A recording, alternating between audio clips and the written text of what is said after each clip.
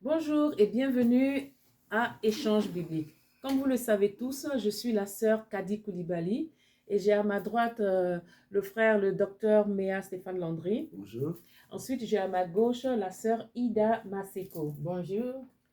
Alors, aujourd'hui, nous allons finaliser notre étude sur la personne de Noé.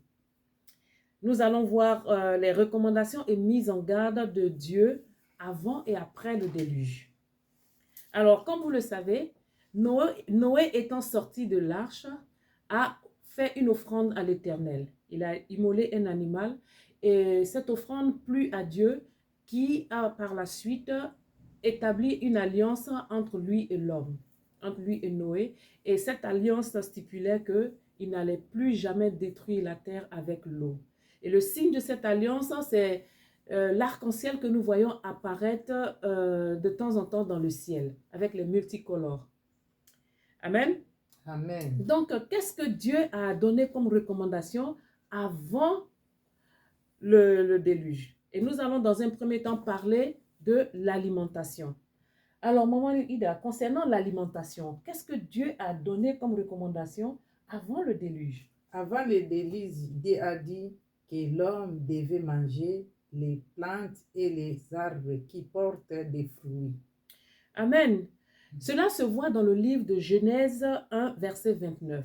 La parole nous dit, et Dieu dit, voici, je vous donne toute herbe portant de la semence et qui est à la surface de la terre, et tout arbre ayant en lui du fruit d'arbre et portant de la semence. Ce sera votre nourriture. Amen. Donc, vous voyez, donc vous comprenez qu'à l'initial, on était censé être végétarien. Donc, on devait se nourrir de plantes, se soigner. Et même quand on le voit aujourd'hui, on fait les médicaments à base de plantes. Vous voyez, donc les plantes ont leurs vertus qui ne sont pas encore perdues, qu'on continue d'utiliser. Alors, maman Ida, qu'est-ce que Dieu a donné comme recommandation après le déluge? Après le déluge, Dieu a dit que l'homme devait manger la chair, mais pas avec le sang, en plus des plantes et des fruits. Wow. Donc, Dieu a ajouté quelque chose à notre alimentation. Et cela se voit dans le livre de Genèse 1, verset 29.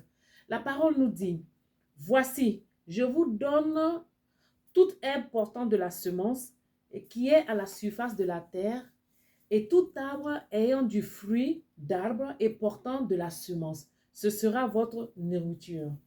Ensuite, au verset 9, à Genèse 9, verset 3, la Bible nous dit, tout ce qui se meut et qui vit vous servira de nourriture. Je vous donne cela comme l'herbe verte. Ensuite, en Genèse 9, verset 4, la parole nous dit, seulement vous ne mangerez point de chair avec son âme, avec son sang. Donc, on voit ici que Dieu, dans cette recommandation après le déluge, a permis à l'homme de manger de la viande, mais cette viande ne doit pas contenir le sang de l'animal. Amen. Donc, on ne doit pas manger de viande crue, de viande contenant du sang. Voilà. Donc, le sang a une certaine valeur que nous allons vous démontrer plus tard. Mais, voilà la recommandation. Tout ce qui est viande, steak saignant, viande, quel que soit l'assaisonnement, pourvu qu'il n'y ait pas de sang. En tant que chrétiens, nous ne devons pas manger de viande contenant du sang. Alors, qu'est-ce que tu en penses, docteur Méa?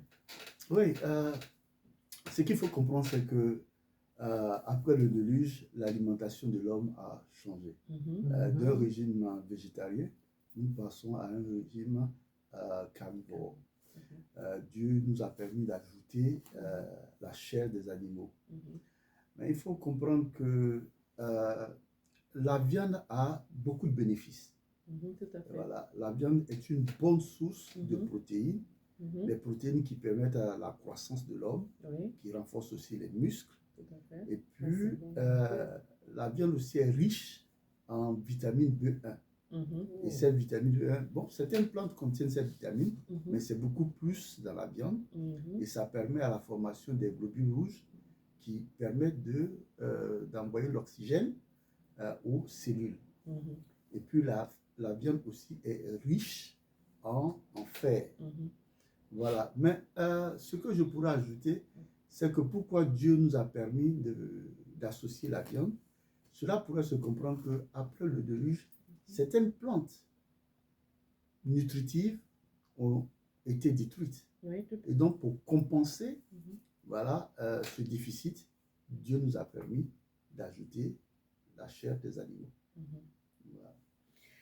Donc, Dieu a tout planifié. Il est tellement excellent. Amen. Il a toujours eu le souci de ces enfants que nous sommes. Mhm. Amen. Amen. Alors, Dieu a donné des mises en garde. Mm. Voilà. Et l'une des mises en garde se trouve dans le livre de Genèse 9, verset 5.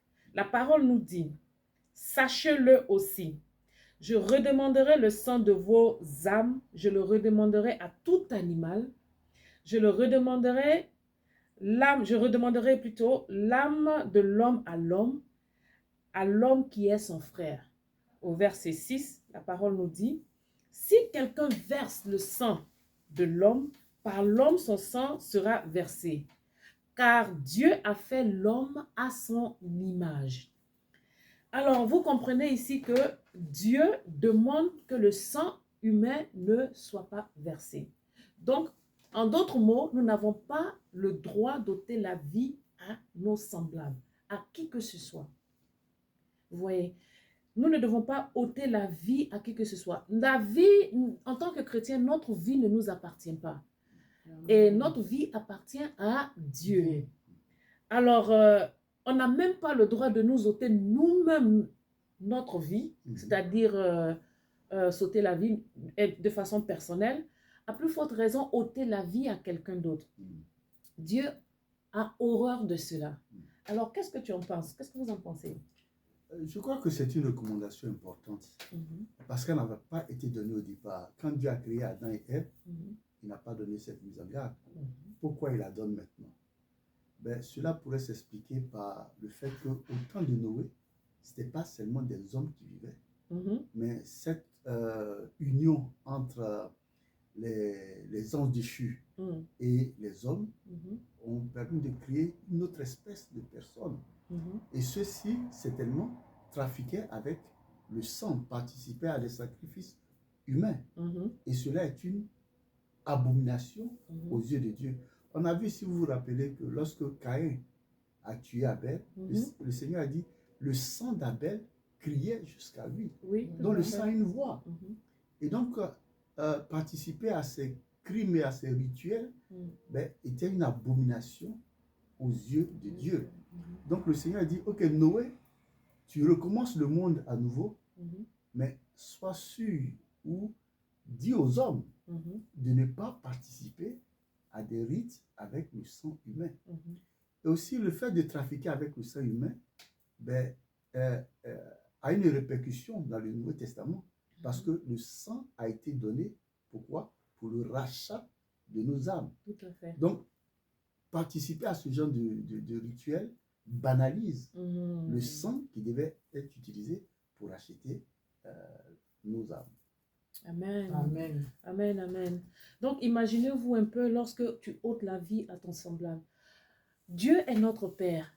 Alors, mettez-vous un peu à la place d'un père ou d'une mère qui ont élevé leur enfant, ont donné tout, amour, affection, investi en leur enfant, et qui, quelqu'un du jour au lendemain vient lui ôter la vie. Ça fait très mal. Donc, si nous, en tant qu'êtres humains, nous pouvons ressentir ce mal, nous pouvons en souffrir, imaginez un peu notre Père qui est dans les cieux. Ça lui fait mal. Ça lui fait mal parce que tu n'as pas donné la vie à quelqu'un. Même si tu as mis cette personne au monde, mais tu n'as pas le droit de lui ôter la vie. Vous voyez? Et c'est pour cela même que dans nos jugements ici, dans nos lois ici, terrestres, quand tu ôtes la vie à quelqu'un, tu es poursuivi juridiquement, tu dois faire face à la justice. Vous voyez? Même quand c'est un accident, dans un premier temps, tu es arrêté parce qu'il y a eu perte de vie. Ensuite, on peut décider de ton sort. Alors, donc, vous voyez, le sang a une très, très, très grande importance vis-à-vis de Dieu. Alors, nous allons voir dans une deuxième partie les leçons que nous pourrons tirer de la vie de Noé. Et sur ce, je vous dis au revoir et à très bientôt. Bye.